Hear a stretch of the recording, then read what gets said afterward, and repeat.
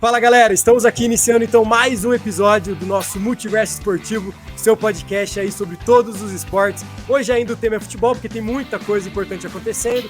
O último episódio a gente queria agradecer aí o feedback, tá dando bastante visualização. Então que você continue aí com a gente, caminhando com a gente, participando dessa resenha. Rod, hoje tem bastante assunto, né?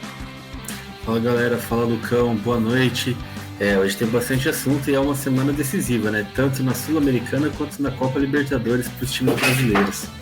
Pois é, e falando então de Sul-Americana, o jogo que está acontecendo agora, esse episódio está sendo gravado na terça-feira à noite, você provavelmente já sabe o resultado dessa partida, nós ainda não sabemos, vamos acompanhar então o restante da partida. Rod, vamos começar aqui comentando sobre as projeções desse duelo de brasileiros na semifinal, o primeiro jogo, né, entre Corinthians e Fortaleza, muito bacana, a torcida do Fortaleza recepcionando, né, os seus jogadores ali na saída do aeroporto ali da capital do Ceará, mandando aquelas boas energias, né, para a viagem até São Paulo, lembrando que o primeiro jogo ali na Neoquímica, o segundo jogo ali no Castelão.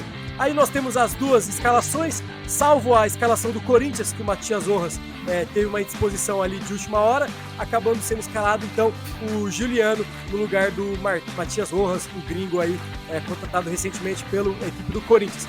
Já do lado do Fortaleza, essa mesmo é a escalação que está indo agora para o jogo está começando exatamente agora, nesse exato momento. Qualquer gol que sair você vai ficar sabendo aqui por a gente. Pode, o que esperar desse primeiro jogo entre Corinthians e Fortaleza? O Corinthians que vem aí numa maré de jogos nem tão bons aí, né? Acabou não desempenhando um bom futebol, mas ganhou do atual líder, né? Do Botafogo aí na última rodada.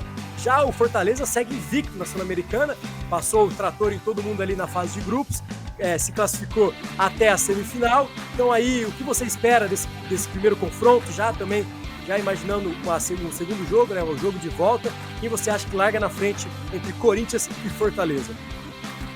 Bom, o Corinthians tem que fazer o dever de casa, e eu acho que o jogo do Corinthians hoje seria ser forte na defesa, mas tem que aproveitar as chances que eles vão ter. O Corinthians não é um time que cria muitas jogadas ofensivas hoje. O Yuri Alberto, ele tem sido muito mais criticado do que elogiado, né? Às vezes ele se desmarca, ele até aparece ali para finalizar, mas a finalização dele não tem sido tão boa. Então, assim, eu acho que o Corinthians depende muito também do Renato Augusto. O jogo do Corinthians passa por ele. Renato Augusto é craque de bola, é um jogador que joga muito, ele tem um chute de fora da área, ele tem uma qualidade assim, excepcional no passe, visão de jogo, e ele é muito diferenciado. Então, assim, o jogo do Corinthians vai passar ali tanto por ele, né, para organizar o ataque, para poder criar. O Corinthians então depende dele na criação.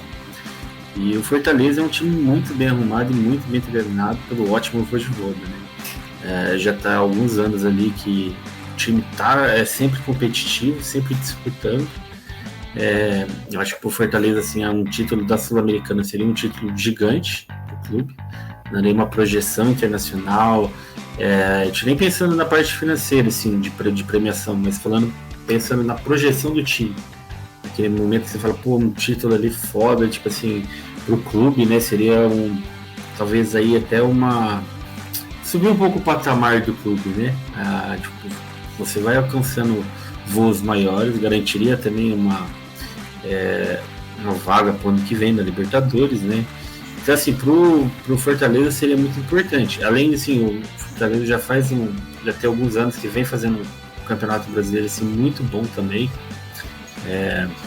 dando trabalho para os principais clubes, inclusive. Brigando na parte de cima da tabela, né? Sim, está sempre ali na disputa ali para tentar às vezes ir para uma Libertadores, uma pré, né? Então assim, mas está ali. E eu acho que o Corinthians hoje ele precisa desse resultado em casa. E pegar esse time do Fortaleza lá no Castelão em desvantagem ou dependendo do resultado aqui vai ser muito complicado reverter lá. Então, para o Corinthians, eu vejo que o Corinthians abrir 2-0 hoje seria um resultado para eles fantástico, para você jogar lá. Agora, um empate aqui ou uma derrota mesmo para o Fortaleza, eu acho que já complicaria bastante as chances do time paulista. Então, eu acho que assim, passa o jogo do Corinthians pelo Renato Augusto. Acho que o jogo vai depender muito dele. Se o Renato Augusto fizer um bom jogo, o Corinthians tem chance de sair com a vitória. Agora, se o Renato Augusto tiver um jogo apagado ou for muito bem marcado, acho que vai dificultar muito, principalmente na parte da criação de jogadas.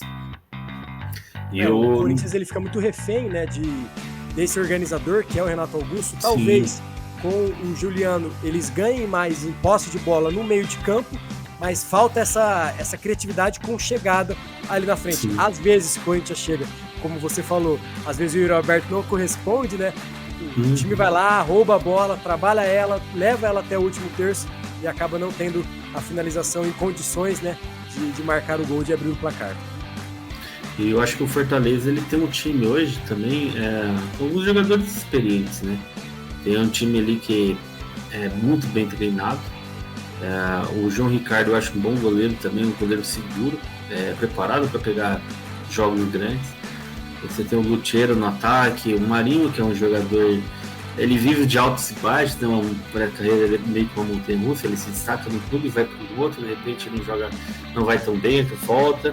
Aí ele tem mais alguns anos, então assim, ele também tem uma chance agora dele apagar a última passagem dele pelo Flamengo, que ele veio de boa temporada no Santos, foi pro Flamengo, não conseguiu repetir o bom futebol dele no Santos, e hoje ele tá no Fortaleza, em busca ali de apagar aquela imagem que ele deixou na sua passagem no Flamengo. Então assim, é um time que não vai assim, jogar recuado contra o Corinthians. Eu acho que o Fortaleza vai acabar atacando, até porque isso é a proposta do próprio treinador, né, do Ojivô. Então acho que eu vou apostar no empate hoje, acho que vai ficar 1-1 e o Fortaleza vai acabar passando no jogo de volta. Em casa o Fortaleza vai acabar se classificando. Então seria meu palpite hoje, mas ainda, como a gente falou, né, 7 minutos do primeiro tempo. Então eu apostaria hoje em 1-1, um empate. A gente brinca, né, que o torcedor do Corinthians gosta de emoção e emoção até o final. Então talvez o mais entusiasta corintiano esteja torcendo por uma vitória aqui e que se o jogo de volta lá no Castelão for para os pênaltis, o Corinthians tem um amuleto Cássio no gol para garantir, né? Eu espero um grande jogo, mas eu sou Fortaleza desde criancinha. Quero que hoje fique uns 3-4-0 para afundar de vez o Corinthians. Aí o jogo de volta é aquele jogo protocolar. Então aí foram as nossas expectativas pro jogo entre o Corinthians. Pode falar, Rod. Só um detalhe, o Corinthians é um clássico no meio, né? No final de semana, que é no meio das duas partidas, que é contra o São Paulo, né? Estarei lá, hein? Alô, Morumbi, estarei lá. São Paulo e Corinthians, São Paulo podendo aí retribuir ao seu torcedor um jogo bem bacana logo após a conquista do título, né? Nada melhor do que um super clássico como esse, diante da sua torcida, com muitas chances também de repetir isso, se não até ultrapassar a quantidade de público, né, que teve na final da Copa do Brasil. Bem, Corinthians e Fortaleza então iniciam essa semifinal da Sul-Americana no jogo 1 na Neoquímica Arena. Você aí de casa já sabe o resultado, aí confere se a gente acertou o palpite, se a gente foi muito longe. Fiquem aí as postas nos comentários. Rod, vamos agora para o nosso próximo assunto do episódio de hoje, Libertadores. Primeiro jogo aí da semifinal, que vai garantir 100% de certeza um finalista brasileiro nessa edição de Libertadores. Fluminense, que é o mandante do jogo, recebe então o time lá do Rio Grande do Sul, o Internacional. Aí nós temos as prováveis de escalação, Rod. Eu vou narrar aqui a escalação do Fluminense e do Internacional e depois eu já passo para você fazer aí os comentários desse duelo entre o time das Laranjeiras e o Colorado. O Fluminense deve entrar com Fábio no gol, a linha de zaga Samuel Xavier, Nino, Felipe Melo e Marcelo, uma linha de zaga de respeito. No meio de campo, o André, o Alexander. Aí fica a primeira incógnita, né, que o Diniz vai ter que optar ou pelo Ganso, voltando de lesão no joelho, ou pelo John Kennedy, que já vem feito esse papel também mais de organizador. Aí na frente, aquele trio que vem dado muito certo do Fluminense, né? O Arias, o Keno e o Cano ali de centroavante. Mais uma temporada de muitos gols pro centroavante argentino. Já do lado do Internacional, o técnico provavelmente irá a campo com o Rocher no gol, Bustos, Vitão, Nico Hernandes e René, a linha de zaga, Gabriel, Maurício e Dalbert no meio de campo, Carlos Pena, Luca e Luiz Adriano, lembrando que o Ener Valencia e o Alan Patrick também está com uma indisposição muscular, ainda não é certeza da titularidade. Rod, Tirando talvez o gramado do Maracanã, que para quem acompanhou hoje à tarde foi enviado fotos de uma das respectivas áreas não estando, digamos assim, nas melhores condições de um bom futebol, talvez atrapalhe um pouco mais o time do Fluminense, que tem por característica, muito por conta do seu técnico, a posse de bola, toques precisos, né, e a dificuldade em jogar num gramado não tão bom, acaba aparecendo ainda mais num jogo tão importante, onde o erro é crucial, né? Você acha que o Inter ele chega talvez como quem não quer nada e pode surpreender esse primeiro jogo? Então, eu acho que o Inter tem um desfalque importante ali, que é o Ener Valencia, né? Ele é um atacante muito bom, e ele tem se mostrado decisivo nesses mata-mata da Libertadores. Ele é muito importante. Não precisou de tempo para se adaptar, né? Ele chegou parecendo que já jogava por aqui há um tempo. Então, e é um jogador, assim, a gente fala assim, ele veio da Europa, na última Copa do Mundo ele já tinha feito uma boa Copa pela seleção do Equador. Ele já é um jogador que que não sentiu o peso, né? Então, assim, ele pegou ali os jogos de mata-mata e ele foi decisivo pro Internacional. Foi contra o River, contra o Bolívar, e vai ser um desfalque importante pro Inter. Eu acho que o ponto forte ali do Inter é o Rocher, que tem feito excelentes partidas, tem sido muito bom principalmente nesses jogos de mata-mata do Inter, né? Então acho que o Inter mesmo vem com um desfalque muito importante no ataque. O Luiz Adriano, ele é um jogador que tem qualidade, mas a gente não sabe até que ponto que ele tá pro jogo, né? Porque eu falo mesmo, o Palmeiras, a gente via que ele tinha qualidade, ele era acima tecnicamente dos demais, mas você via que às vezes ele tinha aquela impressão de que ele não queria jogar, estava acomodado e tudo, né? Então, assim, tem que ver qual vai ser o Luiz Adriano que vai jogar. Aquele Luiz Adriano que vai brigar e vai, participar do jogo, ou vai ser o Luiz Adriano acomodado, né? E o Fluminense tem um time muito bom também, O Fernando Diniz, ele gosta desse estilo de jogo, né, de toque de bola, de posse.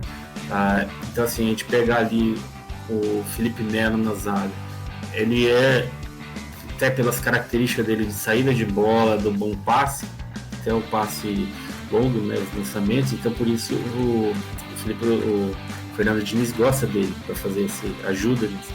O Marcelo, a gente dispensa comentário, né, que é um cara tecnicamente assim, muito assim. O trio de ataque é muito forte. Vai depender também, assim, o Cano é o cara que o Fluminense depende dele. O Fernando Diniz, acho que dos times que ele pegou recentemente, é o primeiro time que eu vejo que ele pega que tem realmente um matador. E para ele tem dado certo isso, porque geralmente os times do Fernando Diniz criam bastante chances, né? E em alguns momentos a gente percebia que o time dele ele não concretizava em gols. E hoje no Fluminense ele tem esse homem gol ali. Então você aproveita, o John Arias está fazendo também uma temporada muito boa, né? Eu acho que eu apostaria que começaria o John Kennedy. Acho que o Ganso, assim, para um jogo desse porte, talvez seja ainda assim um pouco cedo, né, de você colocar ele. Não sei se ele está ainda totalmente em ritmo, né?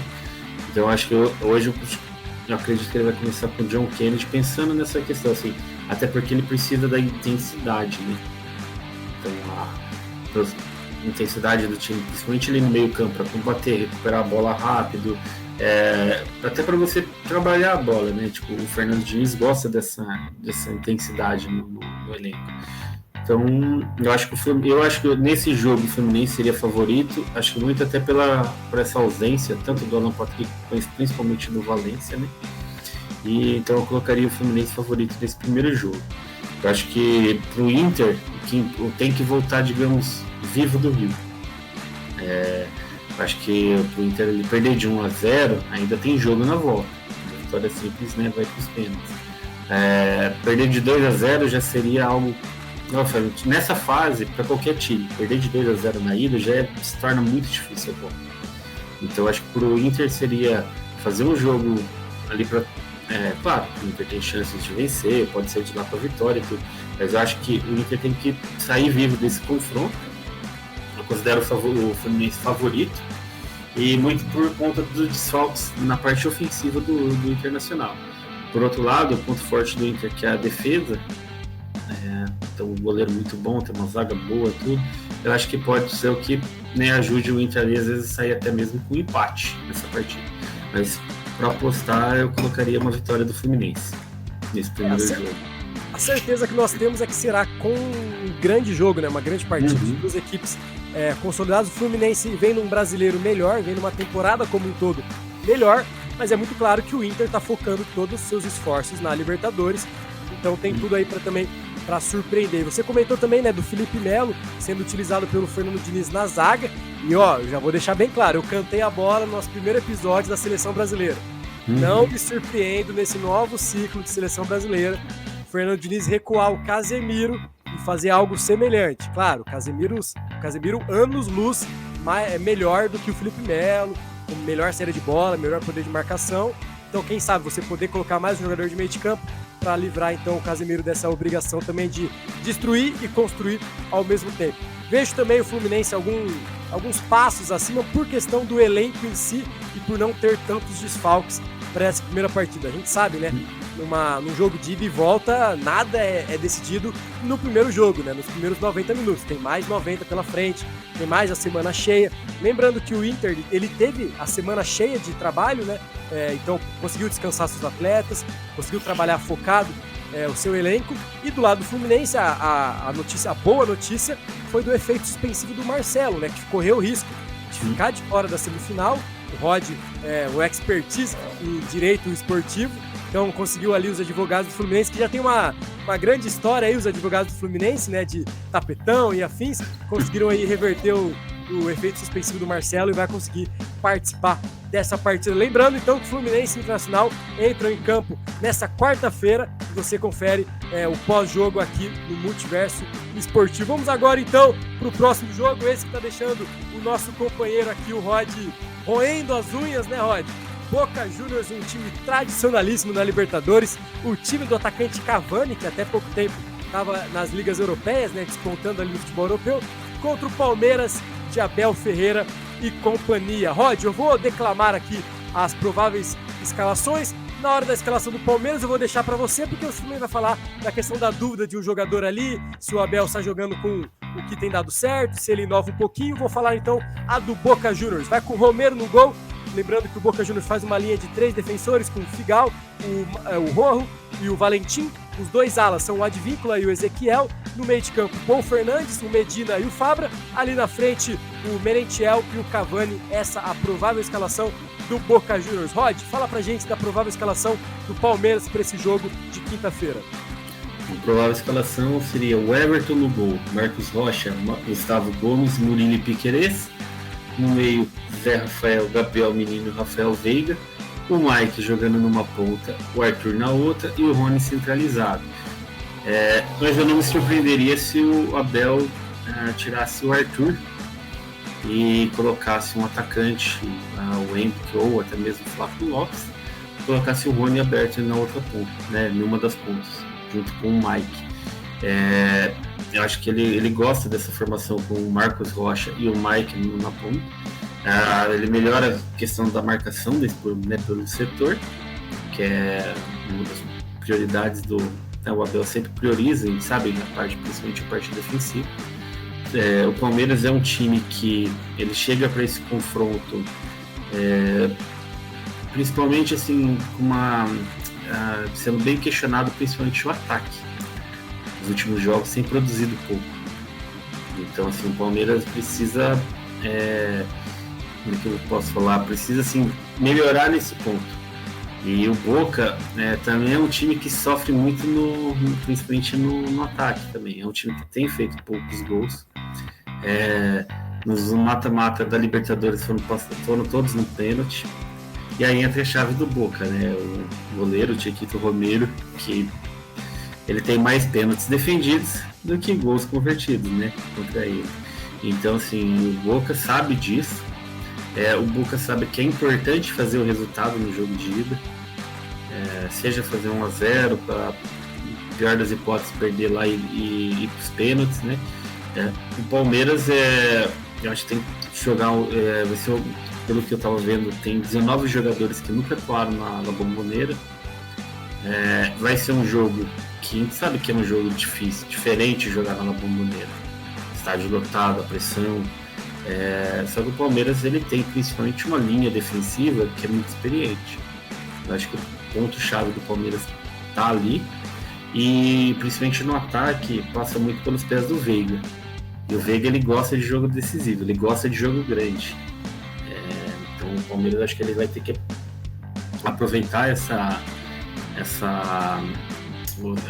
parte do Rafael Veiga, que ele tem esse...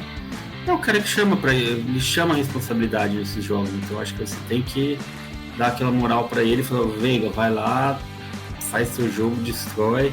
A gente sabe que ele pode fazer isso, pode achar um passe, ele pode acertar um chute de longe, que ele é muito bom nessa parte, né? Então assim, e ser seguro defensivamente. O Palmeiras não pode dar bobeira, não é um jogo que é permitido dar aquelas pipocadas, como a gente diz, porque você pegar um estádio argentino lotado, aquela torcida inflamada, gritando o tempo inteiro, não pode dar bobeira. E a gente fala do ataque do Boca, né? Se a gente pegar o ataque do Boca hoje, você tem o Cavani, que dispensa comentários. Mas o Cavani já tem uma certa idade, tudo bem, mas é um cara que tecnicamente ele ainda é muito bom. Deixa ele sozinho pra ver, deixa ele sozinho e deixa a bola chegar pra ver. Exatamente, é um atacante ainda, né? Ele tem. Pode ser que ele não tenha mais o físico de antigamente, mas ele é um atacante tecnicamente muito acima dos demais aqui. É o famoso jogador experiente que conhece os atalhos, né, Roger? Exatamente. Aí tem o Merentiel, né? Que a gente até brinca que seria a lei do ex, que estava no Palmeiras e hoje está no Boca.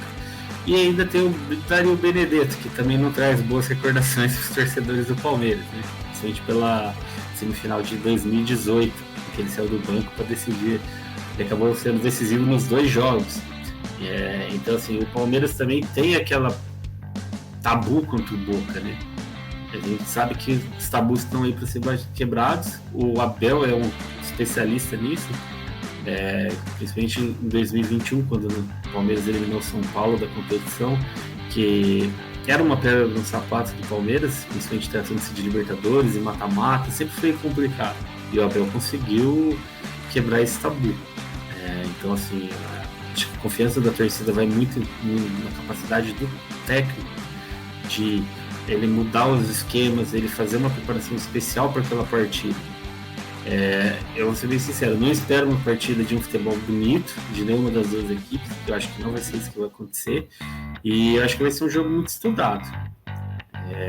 O Palmeiras vai jogar ali, vai jogar fechado, vai ter o seu contra-ataque. O Palmeiras tem velocidade no Rony, principalmente. O Arthur é um outro jogador que é veloz. O próprio Rafael Veiga, que ele consegue acelerar o jogo, né? Outro jogador que é muito importante é o Zé Rafael. Então, assim, o Zé Rafael faz uma diferença muito grande no meio campo do Palmeiras. É outro jogador que vai ser muito importante. Pelo lado do Boca, o Advíncula, que é um ala que ele é muito forte fisicamente e ele também apoia muito. Então, assim, a gente sabe que ele é uma das válvulas de escape do Boca. O Boca tem um time experiente, tem jogadores ali, o próprio Romero, o Marcos Wolff, são jogadores que jogaram já pela seleção argentina em Copa do Mundo, são jogadores que tiveram carreira ali na Europa. Então, assim, são jogadores experientes.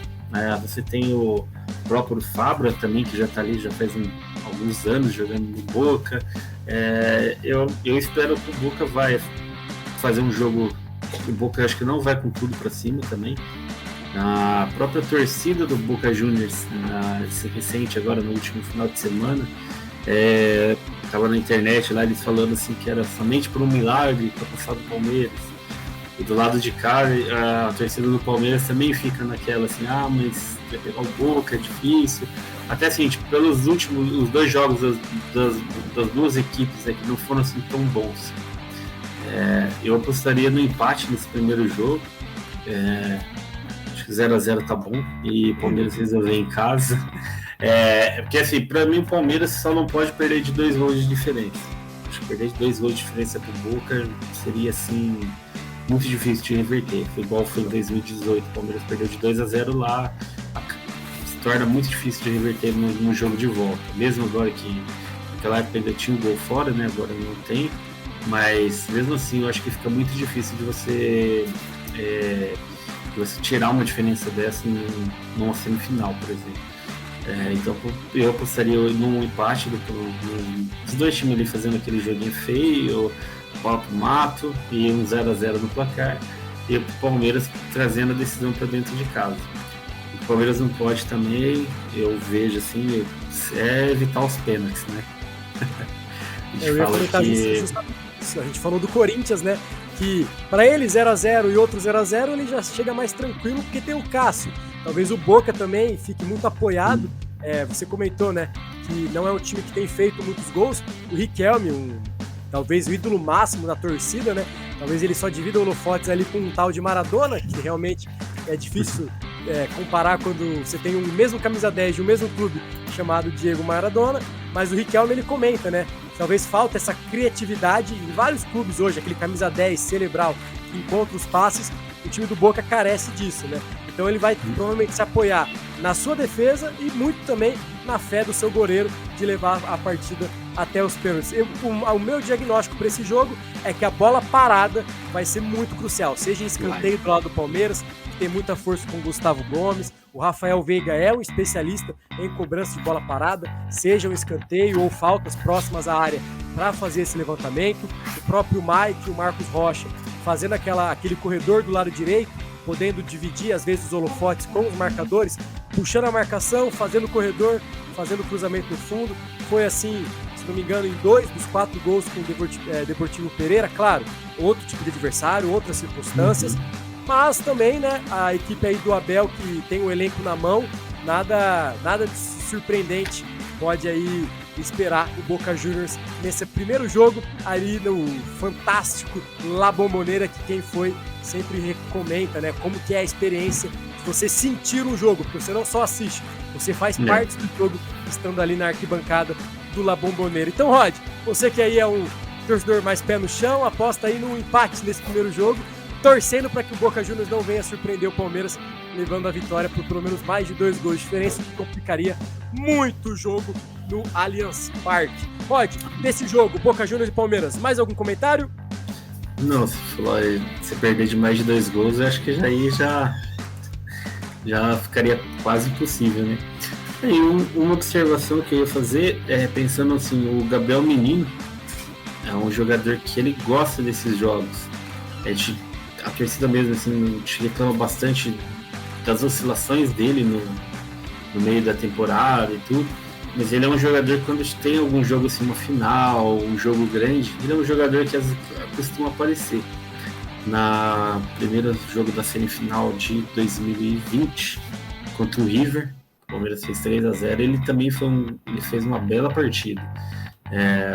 Teve a final lá contra o Flamengo na Supercopa desse ano, que ele jogou bem. Então assim, ele é um golaço fora da área, né? É aquele elemento surpresa que, claro, é ali um segundo volante fazendo um papel de equilíbrio pro time, de buscar a bola numa área, tentar levar ela com qualidade até outra, mas sobrou espaço, ele arrisca tanto um passe mais agudo quanto também um chute de fora da área e pode surpreender mesmo.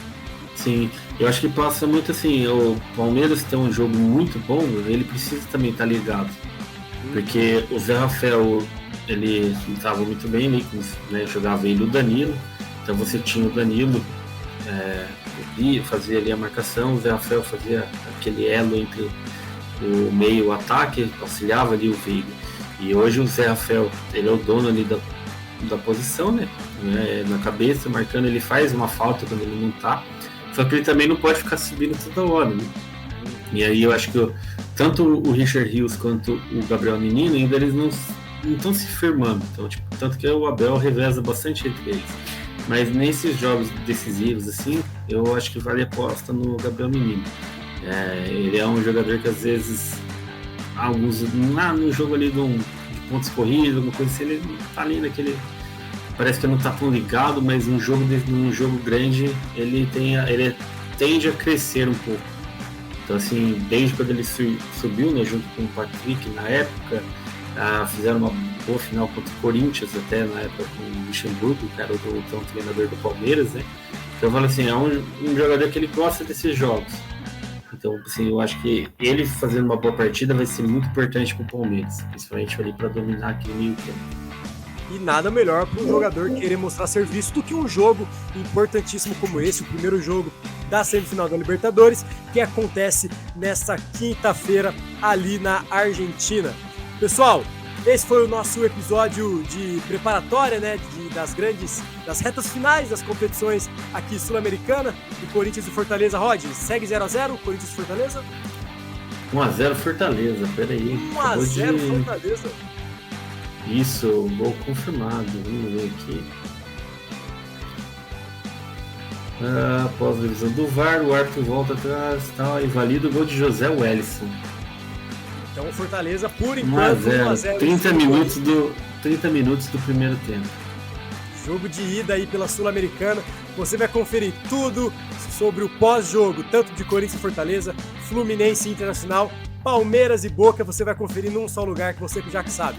Aqui no Multiverso Esportivo, seu esporte, você encontra aqui. Rod, valeu por mais uma resenha. Pessoal de casa, a gente agradece muito. Apesar de estarmos começando aí esse projeto, já temos recebido bastante feedback positivo de vocês aí de casa. Continue caminhando com a gente, que vem coisa muito legal por aí. Rod, valeu por mais uma resenha. Valeu, Lucão, valeu, galera. O feedback também, eu agradeço a todos aí, porque tem sido muito bom. E isso vai dando mais motivação para a gente continuar esse projeto, né? E que no final da rodada a gente possa comentar sobre o jogo em si, sem polêmicas de arbitragem, né? E que o Palmeiras saia aí com um bom resultado e quem sabe a gente já deu uma encaminhada aí para mais uma final de Libertadores, né? Então você acompanha essa trajetória do Palmeiras, do Fluminense Internacional em busca da glória eterna aqui no Multiverso Esportivo. Valeu por nos acompanhar, pessoal. Até a próxima. Valeu, galera. Um abraço. Valeu, Lucão.